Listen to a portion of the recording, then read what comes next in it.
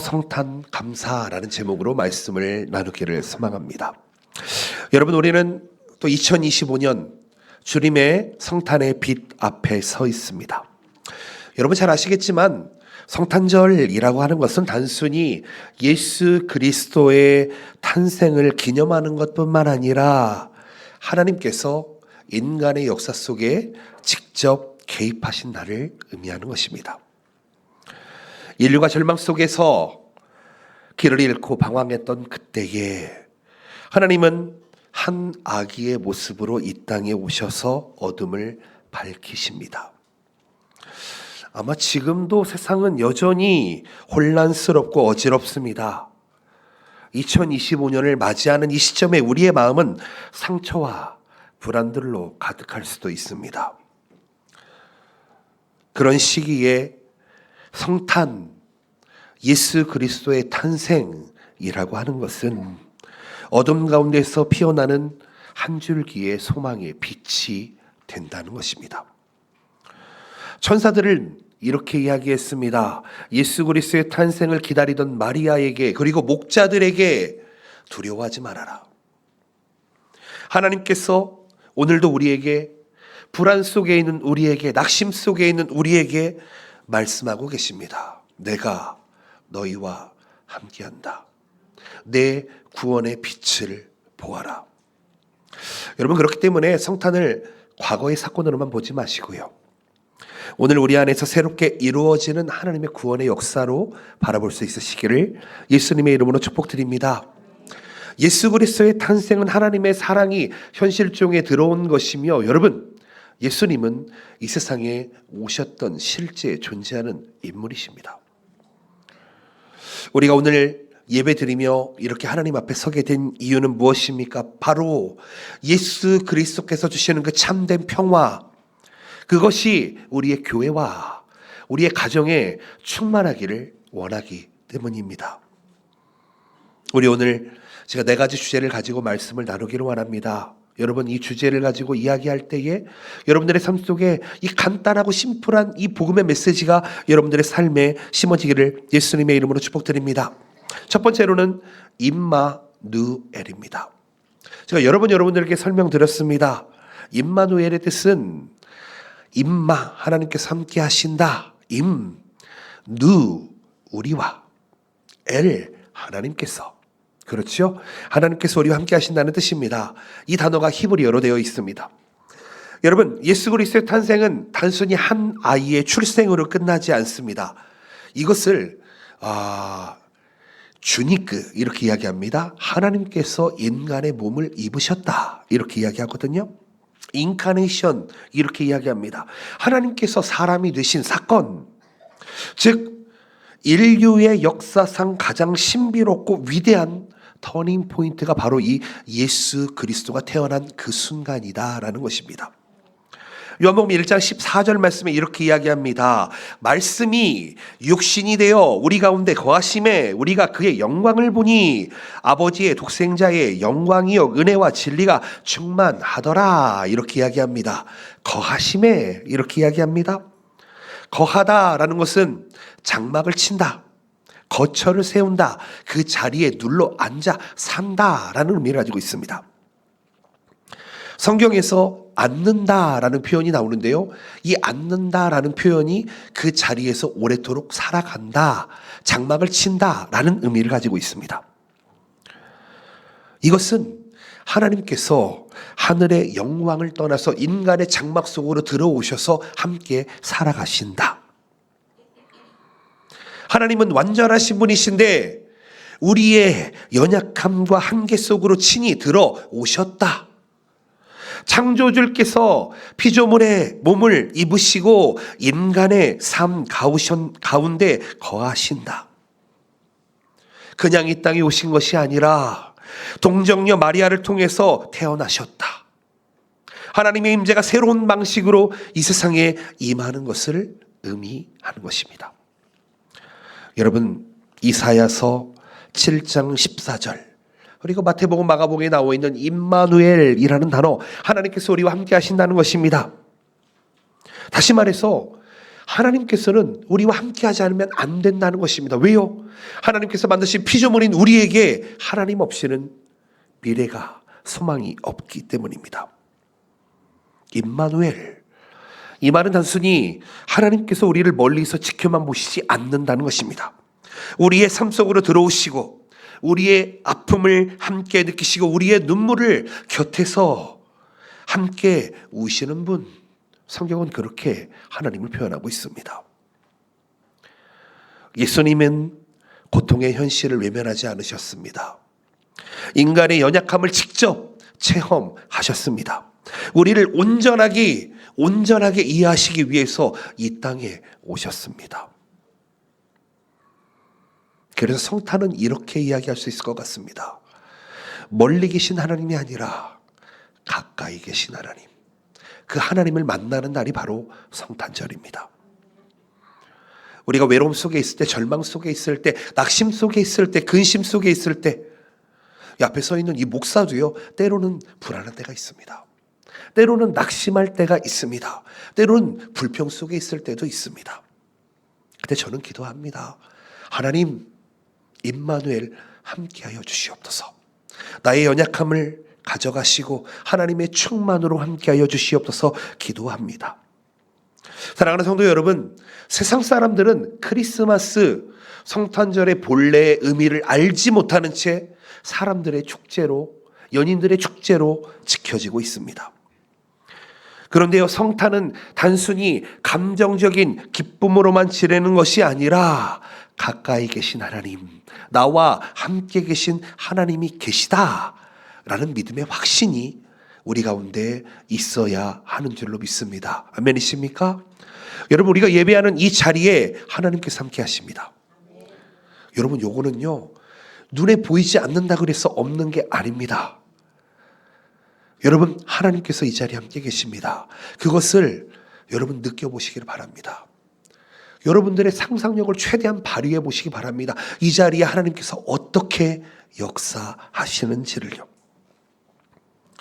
임마누엘의 하나님께서 2025년 오늘 이 시간까지 우리를 지켜주셨습니다. 우리와 함께 계셨습니다. 그리고 2026년을 또 열어가실 것입니다. 여러분, 그 임마누엘 하나님을 붙드시고 살아가시는, 그리고 또 충만하신 여러분 되시기를 예수님의 이름으로 축복드립니다. 아멘. 두 번째로는 가장 낮은 곳에 오셨다는 것입니다. 여러분, 인간의 예수님의 탄생을 인간적인 관점에서 해석하게 되면은요, 너무나도 초라하고 연약한 모습입니다. 잘 생각해 보십시오. 하나님은 창조주이십니다. 온 우주를 만드셨습니다. 지구도 만드셨지요. 우리도 만드셨지요. 6일 동안 만드시고 일곱째 날 안식하셨던 분이 하나님이십니다. 하나님은 우리의 창조주 되십니다. 아멘이십니까? 하나님은 우리의 구원주 되십니다. 아멘이시죠? 하나님은 우리의 재림주 되십니다. 그 하나님이 연약한 모습을 입고 왕의 궁전인도 아닌 냄새나는 마곡간에서 태어나셨습니다. 따뜻한 요람이 아닌 차가운 말구유에서 태어나셨습니다. 여러분, 근데 이것이 우연이 아니었다는 것입니다. 하나님의 계획이 있다는 것입니다. 하나님은 세상의 화려함과 권세를 택하지 않으시고 가장 낮은 비천한 자리에 우리를 위해 오셨습니다. 이것은 하나님 나라의 방식이 우리가 생각하는 방식과 다르다는 것을 의미합니다. 하나님께서는 세상에 버려진 자리, 사람이 외면하는 그 자리에서 새로운 생명의 역사를 만들어 가십니다. 여러분, 이것이 바로 복음의 역설입니다. 여러분, 성공하고 싶으십니까? 낮아지시기를 바랍니다. 여러분, 건강하고 싶으십니까? 연약해지시기를 바랍니다. 오히려 그게 하나님을 더 깊이 만나는 지름길이 된다는 것입니다. 하늘의 영광이 인간의 연약함 속에서 드러나는 신비, 그것이 바로 성탄입니다. 사도 바울은 이 진리를 이렇게 표현을 합니다. 빌립보서 2장 6절 7절에서 이렇게 이야기합니다. 그는 근본 하나님의 본체시나 하나님과 동등됨을 취할 것으로 여기지 아니하시고 오히려 자기를 비워 종의 형체를 가지사 사람들과 같이 되셨고. 아멘. 여러분, 자기를 비웠다라고 이야기합니다. 비우다라는 단어는 비워내다, 스스로를 낮추다라는 뜻을 가지고 있습니다. 여러분, 이것은 단순히 겸손의 표현으로 끝나지 않습니다. 하나님께서 자신의 영광과 권세를 내려놓고 인간의 자리로 완전히 들어오셨다라는 신학적인 표현이 됩니다. 무슨 이야기입니까? 창조주라고 하는 그 신적인 특권을 내려놓고 인간의 한계에 들어오셨다. 예수 그리스도의 낮아짐은 단지 도덕적인 본보기나 겸손의 덕목이 아닙니다. 죄로 인해 낮아진 인간을 다시 일으켜 세우기 위한 구원의 사랑의 행동이었다. 그렇기 때문에 성탄이라고 하는 것은 겸손의 사건이고 동시에 사랑의 사건이 됩니다. 여러분, 우리가 예수님을 닮는다고 하는 것은 단순히 말로만 예수님을 높인다로 끝나서는 안 됩니다. 예수님처럼 낮은 자리를 찾아가는 것, 그것이 우리의 모습이 되어야 하는 줄로 믿습니다. 성탄은 예수 그리스도의 초림을 이야기하지만 또한 예수 그리스도의 재림을 이야기합니다. 믿는 자들에겐요. 그렇기 때문에 우리는 교회 안에서, 가정 안에서, 직장 안에서, 사회 속에서 우리가 높아짐보다 낮아짐을 택할 때 하나님께서는 우리를 들어 사용하시는 줄로 믿습니다. 여러분, 낮아지는 게 참 저는 멋있는 것 같습니다. 권위를 가진 리더보다 겸손한 리더가 저는 훨씬 더 따를 만하지 않나 생각을 합니다. 예수님께서는 이렇게 말씀하십니다. 나는 마음이 온유하다, 겸손하다. 나의 멍에를 메고 내게 배우라. 그리하면 너희의 마음에 쉼이 있을 것이다. 이렇게 이야기합니다. 이게 무슨 얘기냐면요, 여러분, 우리도 예수님처럼 낮아지게 될 때에 우리에게 참된 평화가 있다는 것입니다. 그렇다면 이 성탄 시즌에 우리가 해야 될 일이 무엇입니까? 세상 중심을 향해 돌아가는 것이 아니라 지금 고통당하는 자들, 연약한 자들, 아픈 자들, 슬픔에 젖어 있는 자들, 구원이 필요한 자들에게 우리의 사랑을 나누며 낮아져야 되는 줄로 믿습니다. 우리는 그렇게 행할 때에 가장 낮은 곳으로 오신 예수님의 마음을 경험할 수 있습니다. 세 번째로는요, 평화의 복음입니다. 제가 금요일 날에도 이런 설교를 드렸는데요, 예수님의 탄생 소식을 가장 먼저 들은 사람들이 있습니다. 의외로 예수님의 소식을 들은 사람이 이 성전에 있는 제사장들이나 왕이 아니었다는 것입니다. 그 당시에 세상에서 가장 낮고 소외된 존재라고 여겼던 들판의 목자들이 천사들을 통해서 예수님의 소식을 듣게 됩니다. 천사들이 이렇게 이야기합니다. 누가복음 2장 14절 말씀, 지극히 높은 곳에서는 하나님의 영광이요 땅에서는 하나님이 기뻐하신 사람들 중에 평화로다 하니라. 아멘. 여러분, 이 평화는요, 구약 성경에 나와 있는 샬롬과 똑같은 단어입니다. 그리스어로는 에이레네라는 단어인데요, 여러분, 이 단어는 단순히 전쟁이 없는 상태를 의미합니다. 그리고 갈등이 없는 조용한 상태를 의미합니다. 그러나 그것을 초월합니다. 즉, 샬롬이라는 것은 완전하다, 온전하다, 조화롭다, 회복되었다, 하나님과 인간 사이에 깨어진 관계가 완전해졌다라는 것을 의미합니다. 천사들이 전한 평화의 메시지는 이런 이야기입니다. 샬롬이라고 하는 것은 하나님과의 화해가 이루어졌다. 누구를 통해서요? 예수 그리스도를 통해서요. 예수님께서 이 땅에 오신 목적이 무엇입니까? 그것은 단지 세상의 분쟁을 멈추게 하는 사회적인 평화를 주러 오신 것이 아니라 죄로 인해 단절되어 있던 인간과 하나님의 관계를 회복시키기 위해서 오셨습니다. 성경은 이야기합니다.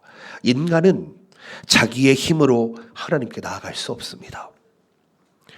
오직 예수님의 십자가를 통해서만 나아갈 수가 있습니다.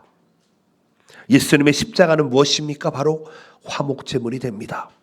화목제물의 뜻이 무엇입니까? 덮다, 속죄하다라는 뜻을 가지고 있습니다. 즉, 우리를 대신해서, 우리의 죄를 대신해서 값을 치러 주셨다는 것입니다. 예수님을 만난 목자들은 하나님을 찬양합니다. 천사들도 찬양합니다. 그 찬양은 단순히 기쁨의 노래가 아니었습니다. 내가 구원받았습니다. 내가 구원받았습니다 라고 하는 그런 기쁨의 찬양이었다는 것이죠. 그리고 이 샬롬은 오늘날 우리들에게도 주어졌습니다. 그 샬롬은, 그 평안은 외적인 환경의 변화로부터 오는 것이 아니라 오직 예수 그리스도 안에서 이루어진 내면의 평화인 줄로 믿습니다. 여러분 샬롬 하십니까? 샬롬 하십니까? 여러분 아시다시피 저는 우리 동경복음교회 아이들과 인사 나눌 때에 손바닥을 마주치면서 샬롬 합니다. 아주 작은 어린아이까지 제가 손바닥을 내밀면요 와서 터치를 해줍니다. 보셨죠 여러분? 여러분 한번 해보십시오. 우리 아이들에게 샬롬하고 인사해 보십시오. 그러면 두 가지 반응이 있을 것입니다. 첫 번째 반응, 무반응입니다. 아무런 반응이 없습니다. 응? 누구세요? 라고 이야기하는 그런 아이들이 있을 것입니다. 그리고 두 번째로는 손바닥을 펴서 터치하면서 샬롬 하는 아이들이 있을 것입니다. 여러분 샬롬에는 세 가지 의미가 있습니다. 첫 번째, 하나님과의 관계가 샬롬하십니까? 그 얘기입니다. 여러분 하나님과의 관계가 샬롬하십니까? 아멘이시죠? 두 번째로는 이웃과의 관계가 샬롬하십니까? 라는 의미가 있습니다. 여러분 성도들과의 관계가 샬롬하십니까? 이웃들과의 관계가 샬롬하십니까? 아멘이시죠? 아멘이셔야 합니다. 자, 세 번째로는 당신은 샬롬하십니까? 나는 샬롬하십니까? 라는 것입니다. 주님은 이렇게 말씀합니다. 요한복음 14장 27절 말씀, 평안을 너희에게 끼치노니 곧 나의 평안을 너희에게 주노라. 내가 너희에게 주는 것은 세상이 주는 것과 같이 아니하니라. 너희는 마음에 근심하지도 말고 두려워하지도 말라. 아멘. 다시 묻습니다. 샬롬의 의미가 무엇입니까? 근심하지도 않고 두려워하지도 않는 상태, 그 상태가 샬롬입니다. 그 상태가 바로 믿음의 상태입니다. 아멘이시죠? 여러분 오늘 깨달으시기 바랍니다. 혹 내 안에 근심이나 두려움이 찾아왔다, 그럼 바로 기도하시기 바랍니다. 내 안에 있는 근심과 두려움은 떠나갈지어다. 나사렛 예수 그리스도의 이름으로 명하노니 떠나갈지어다 선포하십시오. 여러분 그것에 잡혀 살지 마십시오. 근심과 걱정을 주는 것은 사단이 주는 것입니다. 그렇지요? 예수 그리스도께서 뭐라고 이야기하십니까? 평안을 너희에게 끼치노니 나의 평안을 너희에게 주노라 말씀하십니다. 어떤 상태라고요? 근심하지 않고 두려워하지 않는 상태입니다. 아멘이시죠? 오늘 이 선물을 받아가시기를 예수님의 이름으로 축복드립니다. 세상에 주는 평안이라는 것이 있을 수 있습니다. 근데 그것은 아주 잠깐입니다. 그러나 예수 그리스도께서 우리에게 주시는 샬롬은 영원한 줄로 믿습니다. 그렇기 때문에 여러분 성탄절은요 화해가 일어나야만 합니다. 동시에 이웃과 화해하여야만 합니다. 여러분 성도들과의 불화한 사람들이 있다면 오늘 성탄절로 인해서 서로 용서하고 용서받고 용서하고 하나 되시는 여러분 되시기를 예수님의 이름으로 축복드립니다. 우리의 마음속에 미움과 상처가 있다면 그것을 예수님의 평안으로 덮으시기를 바랍니다. 예수님의 보혈로 덮으시기를 바랍니다. 특별히 가족 간의 갈등, 참 그렇죠. 예수님 믿다 보면 참 이해되지 않는 것들이 있습니다. 부모와의 관계가 깨어집니다. 희한하게 형제 자매와의 관계가 불화가 됩니다. 희한합니다. 자녀와의 관계가 맞지가 않습니다. 왜 그럴까요?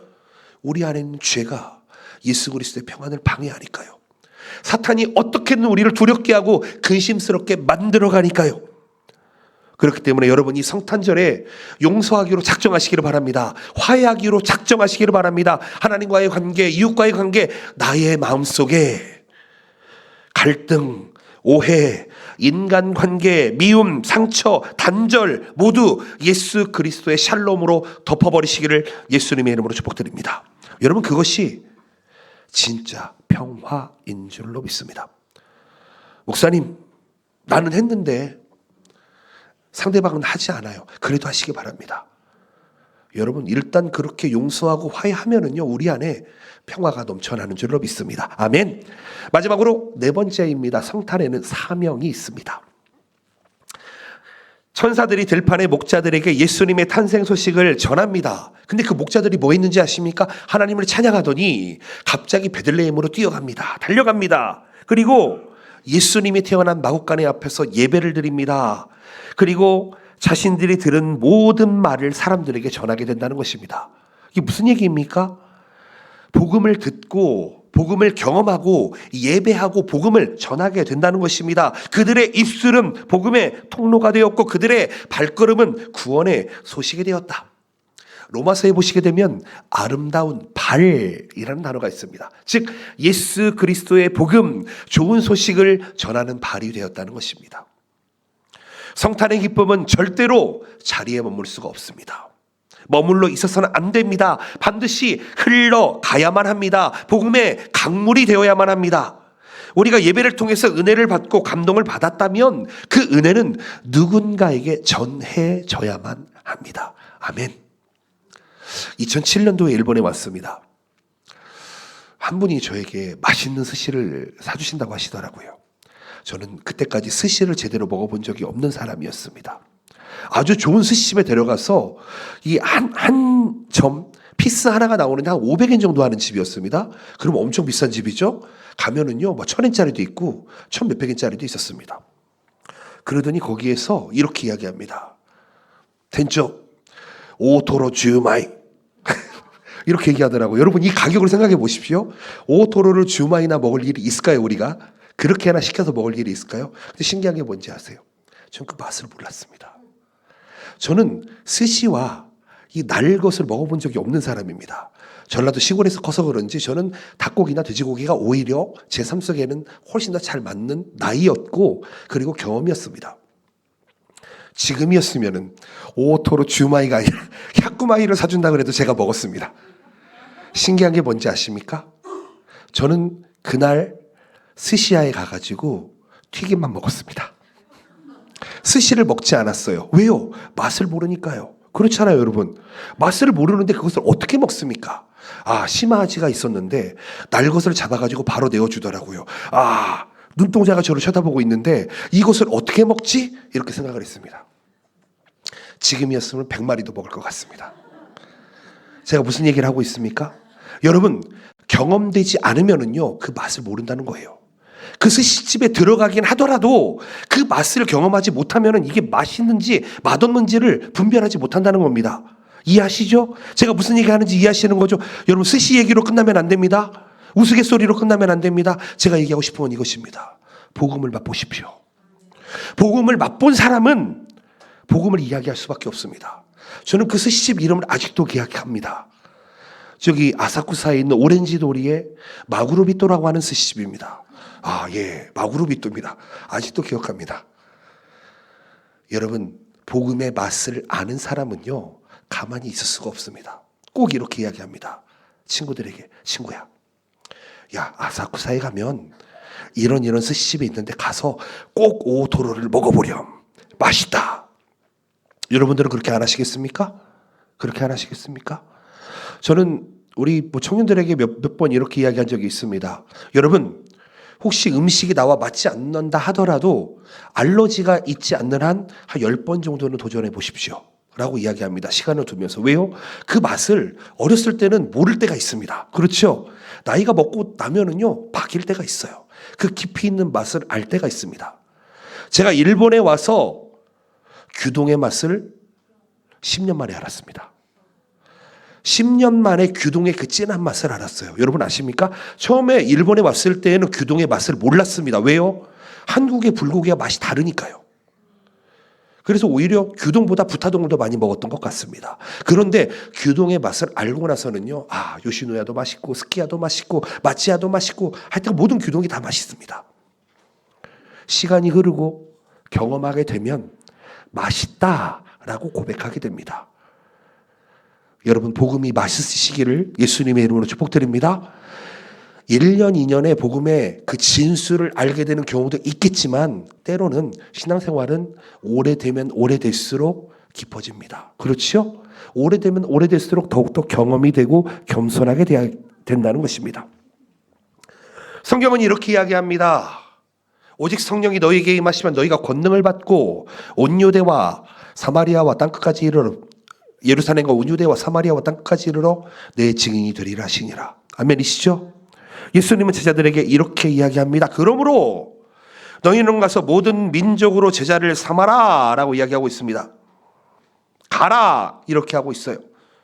무슨 얘기냐면은 단순히 움직여라 라는 명령이 아니라 삶의 자리 속에서 계속해서 확장되고 나아가라 라고 이야기하고 있습니다. 즉 성탄의 맛을 본 사람은 사명이 생기는데 이것은 특별한 사람에게만 주어지는 것이 아니라 성탄을 기뻐하는 모든 자들에게 주어지는데 그것은 모든 성도가 일상 속에서 감당해야 되는 예수 그리스도의 맛을 전하는 것이다.